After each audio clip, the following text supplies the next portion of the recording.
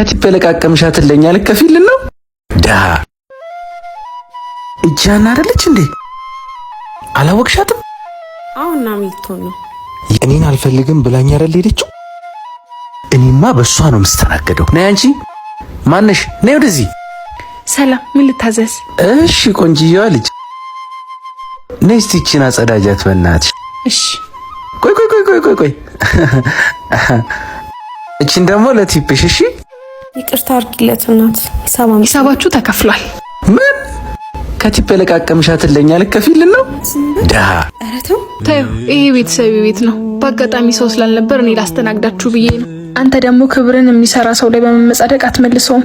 ለኔ ልትሰጡኝ ያሰባችሁትን ገንዘብ ታንሳማር ቅዱስ ሚካኤል አንድነት ገዳም አባቶች እየተቸገሩ ስለሆነ ለነሱ ድጋፍ ብታደርጉት ጸድቁበታላችሁ። ለገዳሙ አባቶች ድጋፍ ለማድረግ በንግድ ባንክ 1044 25 98 39 1